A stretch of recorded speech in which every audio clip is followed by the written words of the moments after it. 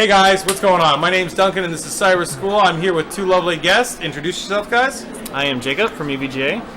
And I am Amber. I am also. All right, you're done. Anyway, you guys know Amber. She talks too much and she's just joining us. Anyway, guys, luckily for us, Jacob has come down to actually help us talk about graphics cards. So we're gonna ask him a few questions just so you guys can have the basics about what you do when you're looking for a graphics card. So, one thing I want to ask is, you have all the different types of users out there, but the one thing I want to get down to is, what should they be looking for in a graphics card when they go out to buy it? You know, because you have the kid at home who will play lots of graphic intensive games, to just the household mom. Right. So I would think the first step is identify the games that you like playing. So if it's League of Legends, finding a graphics card. So a graphics card that runs great in League of Legends may not run great in Battlefield 1 or Watch Dogs 2. So identifying the games that you like to play, like if it's League of Legends or Minecraft, and then finding the graphics card that best suits those applications is probably the most important step. And there's a lot of tools to help you identify the right graphics card, and plenty of reviews out there as well that can help you get an idea of what kind of performance you can get in that game. So that's certainly step one. However, buying more, the most graphics card that your budget can allow, is certainly not a bad thing. You'll get good performance in existing titles, maybe less graphical titles, as well as future-proofing your machine, and being able to play a wide spectrum of games at high-quality settings. Okay. Now, there's so many different varieties of graphics cards. Is there any kind of key features people would want to look for with them? I mean, because I know with a lot of people, they don't know, should I get this with all the 6 fans on them? Should I get them with the 1 fan? What are the kind of features should they be looking for on it so they have an idea what they should be getting? Yeah, so there is a lot of different options for, for example, let's take GTX 1080. If you decided that you want a GTX 1080, there is certainly a lot of different options, even outside of just choosing which GPU fits your system best. We have water-cooled versions, we have dual fan versions, we have single fan versions.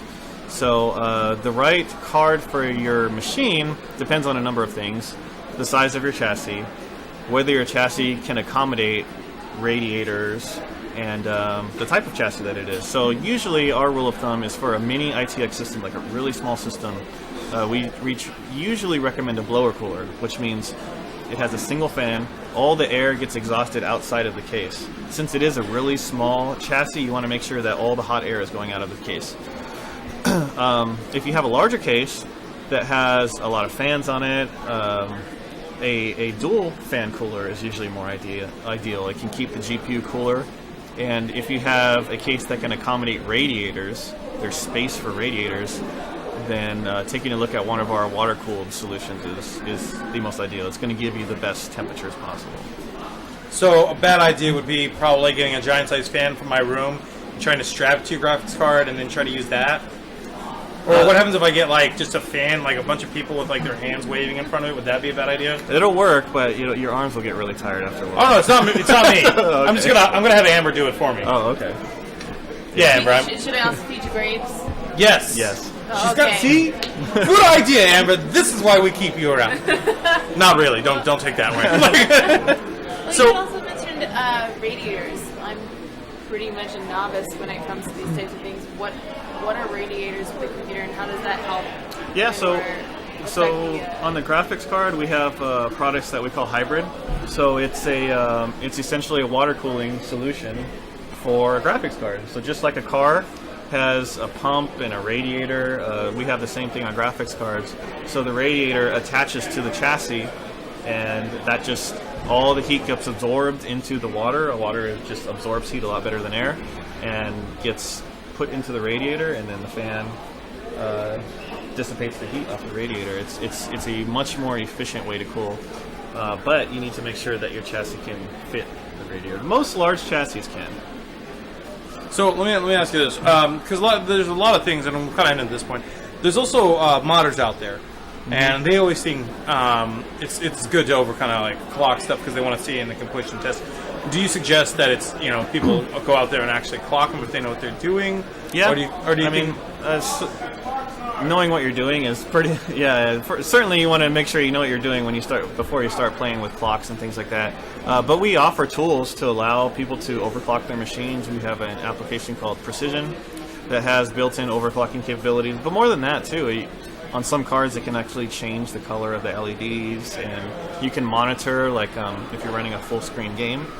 It has another feature called OSD. It stands for on-screen display. You can place your temperatures and your clock speeds right on top of the game, so you don't need to quit the game to see what everything's running at. So we certainly provide all the tools.